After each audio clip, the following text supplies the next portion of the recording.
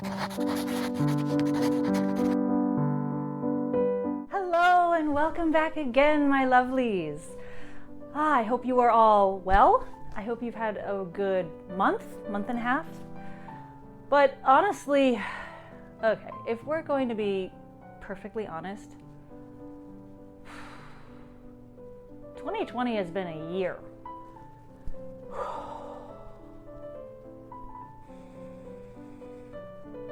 And if we're honest with ourselves, I think just the last month or two alone has filled us all up to the back teeth. Am I right?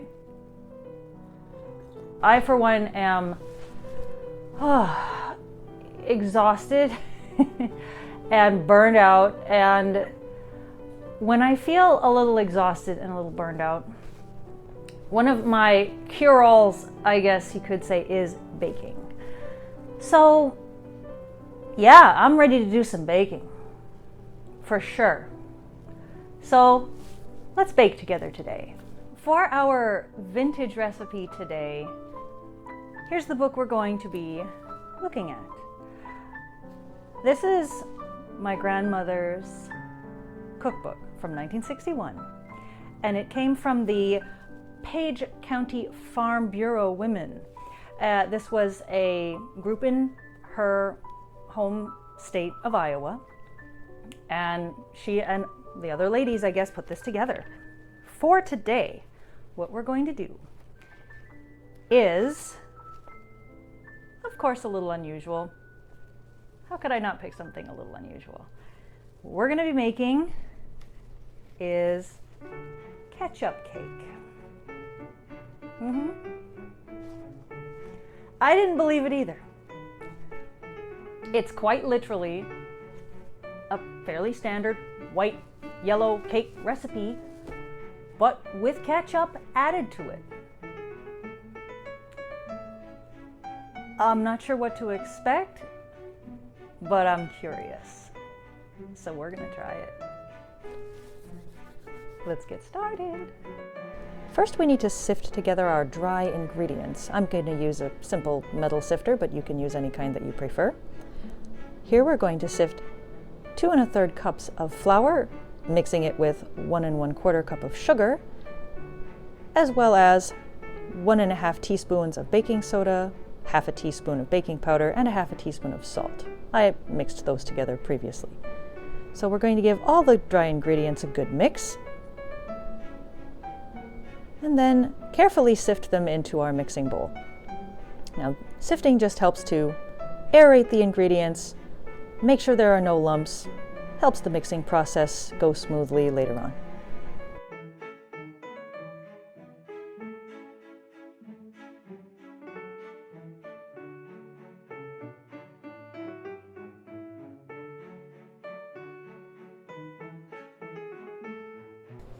Next, this sifted mixture is going into our mixing bowl. This happens to be for a stand mixer, and we're going to add 2/3 cup each of soft shortening, tomato ketchup,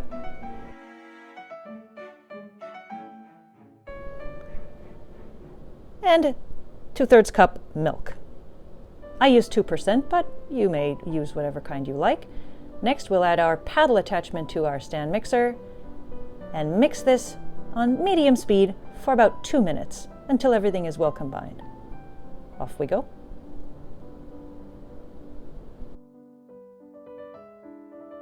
Once the 2 minutes are up, we have a few more ingredients to add, starting with 3 eggs.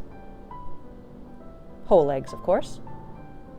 And I used extra large eggs. Followed by another 1/3 cup of milk, and not pictured 1 teaspoon of lemon flavoring, because I forgot to film that. But I promise you I added it. Once everything is well combined, our cake batter is ready for the pan. Now, this recipe says to bake in an oblong pan, but you know what? I like a bundt pan for this. I've prepared it very carefully, heavily greased it, and floured it. Now I'm just adding our cake batter to the cake pan, making sure it's well distributed throughout the pan. Now this is going to bake at 350 degrees Fahrenheit for 35 to 40 minutes. While this bakes, let's make our buttercream frosting, starting with 2 sticks of soft butter, and we want to whip these on a high speed with our whisk attachment for about 3 to 5 minutes until it turns a pale yellow color and it's airy and light, almost like whipped cream.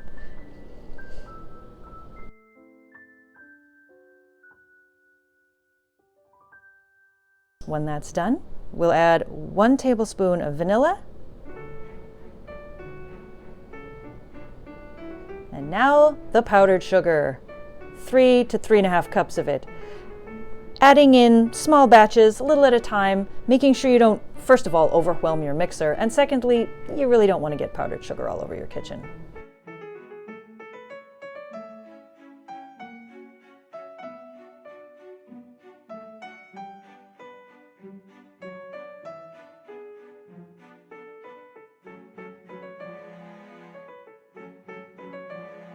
Once all the powdered sugar is added, put the spurs to it, mix it on high until all the powdered sugar is mixed in and the frosting has a nice fluffy consistency.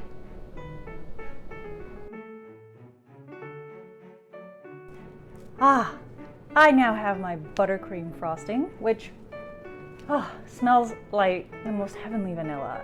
And it is a very good consistency for spreading on a cake, but because I am a tremendous hedonist, I have to taste it right now. And I have a feeling I'm going to like this.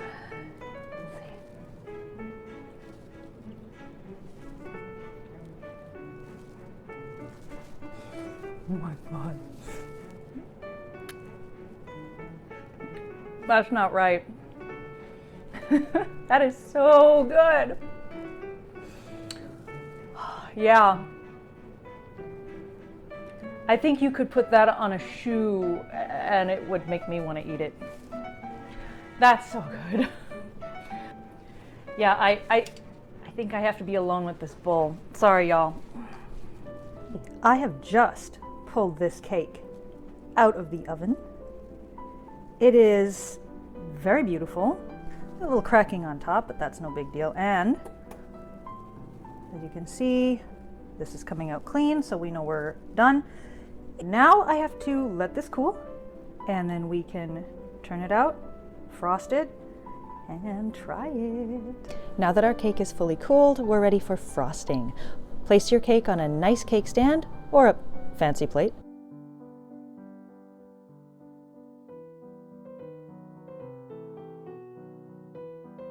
And apply a thick layer of frosting using an offset spatula.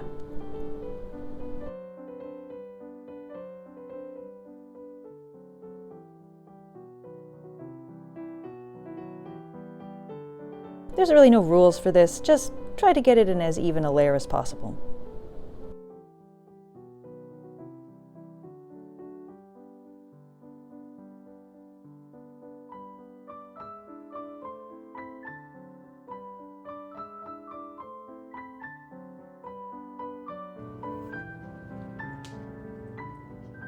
Ready for tasting?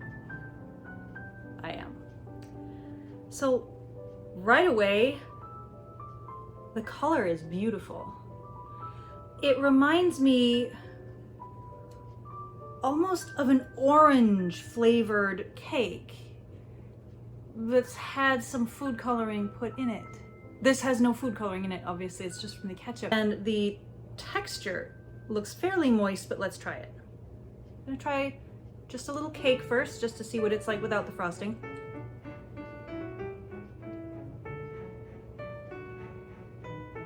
Wow.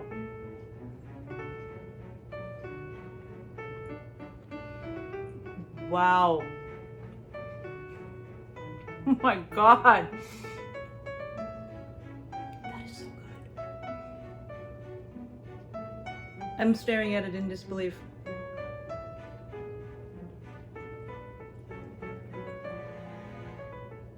I taste lemon, which I did put in, of course, but you feel like you're tasting vanilla. Now, I just had cake only, not frosting.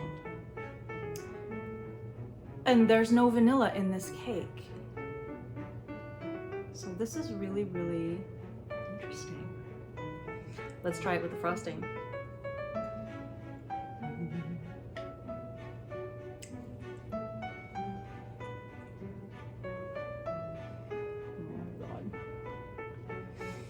I need a minute. I don't think I should be eating this in front of the camera. This is so good. Wow.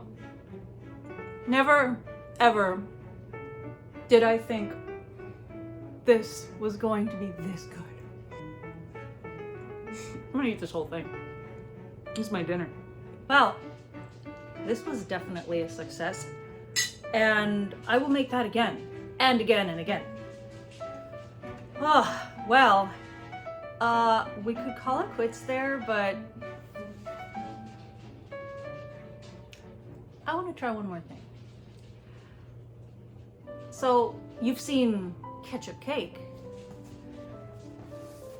Guess what else we can make with ketchup?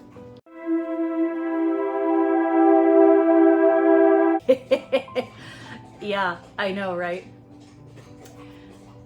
This book contains a recipe called Love Apple Pie.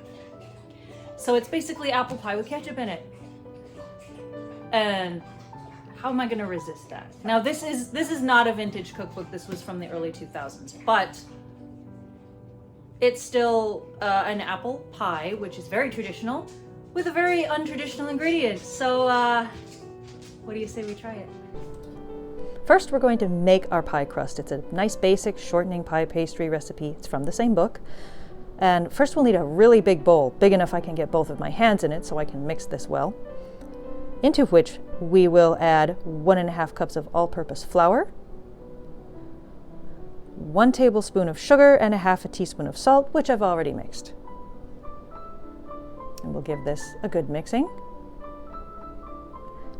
Now we'll add 1/3 cup of cold shortening. I've been keeping this in the fridge to make sure it stayed very cold.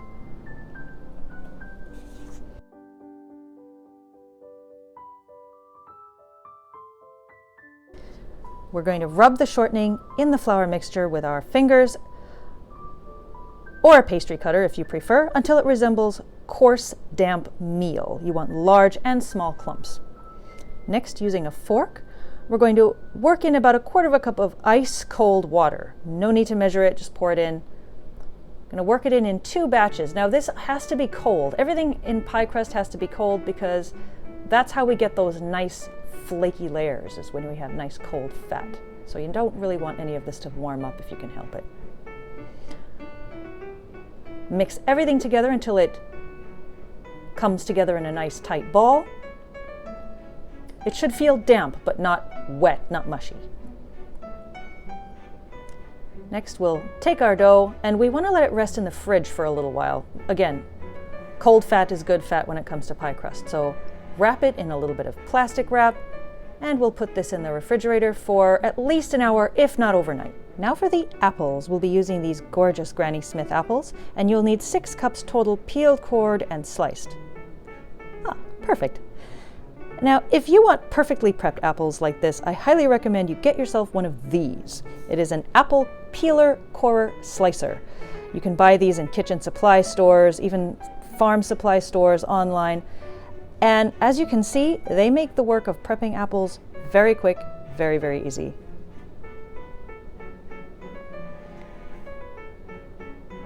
Almost perfectly peeled.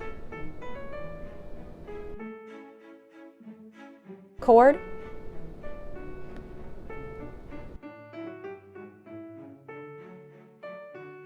And also sliced, all in one handy motion. Now to turn these into pie filling, combine 1/3 cup of ketchup with 2 teaspoons of fresh lemon juice in a large bowl and mix these together well. I should admit that I already put a little bit of lemon juice on the apples to prevent them from browning. Next, add 1 tablespoon of firmly packed light brown sugar and 1/3 cup granulated sugar. Mix these together well.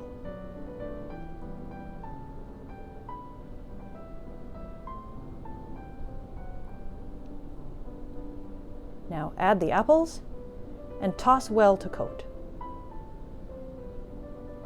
This may take a little more time than you think. It requires an awful lot of agitation to get that little amount of mixture over all of the apples and make sure they're really well coated. So, you know, spend some quality time with this.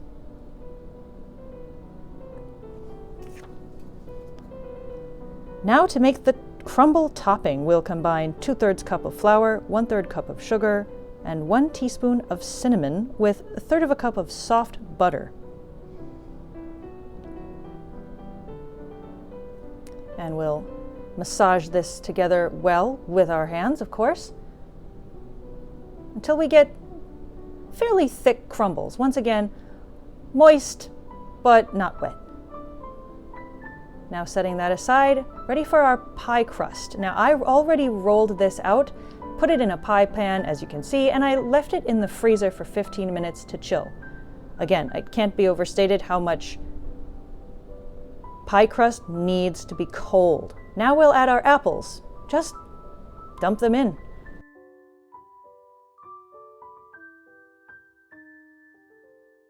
Even them out a little bit. Try to make sure that they aren't sliding all over each other. Remove any that seem like they have brown spots or that weren't perfectly peeled.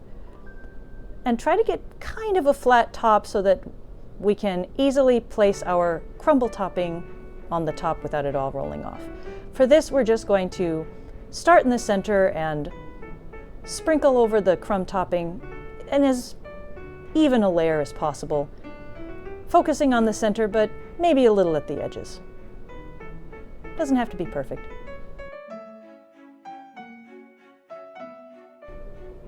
Now this is ready to go into a 425 degrees Fahrenheit oven for about 45 minutes. Okay, all, this is what it looks like when it comes out of the oven. Now, I have to say, I'm a little nervous about this recipe and this final product, because if you look closely, you can see there's a lot of juice. And that was something I kind of wondered about to begin with, was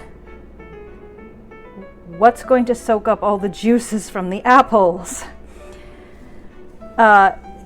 Normally when I make an apple pie, I, put some cornstarch or some flour in the filling to soak all of that up, or to thicken it, so that it's not just runny juice. But we'll let this cool for a little bit, cut into it, we'll see.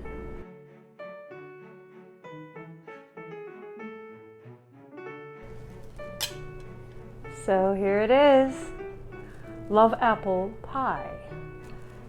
And I'm very curious to see what this one is going to be like. It smells lovely. It smells just like a regular apple pie. So let's try it. Got to get a little bit of everything. I'll admit that I've made a lot of pie in my lifetime, but I have not made a lot of actual pie crusts with Crisco or with shortening. So very interested to see what this is going to be like.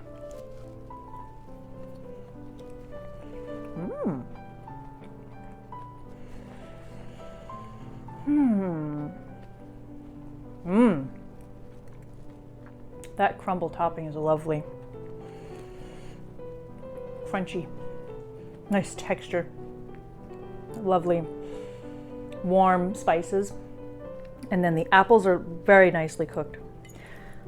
I said it earlier, I was worried, very worried that I was going to cut it and it was just going to be juice run everywhere, but it did tighten up as it cooled.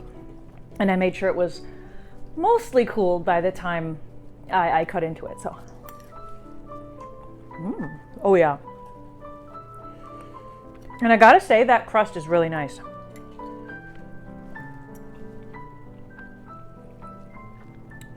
But honestly, I don't really perceive any difference. I mean, maybe there's a little extra tang, But I mean, it obviously does not taste of ketchup. If you really look for it, there's like a little bit more complexity, a little more tang, almost a little hint of something spicy, but that could also be from the crumble topping. Yeah, a lovely apple pie. Well, this was certainly a fun day. I feel a little more soothed, I feel comforted, I feel a little more relaxed. If for no other reason than I am exhausted. Maybe that's why baking is so comforting, is because it requires all of your focus and a lot of your energy. Maybe that's why we love doing it when we're in times or days or moments of stress in our lives. But I hope you enjoyed this day of baking with me, and I hope to see you again soon. Bye. Hello. No cake for you. No cake for you.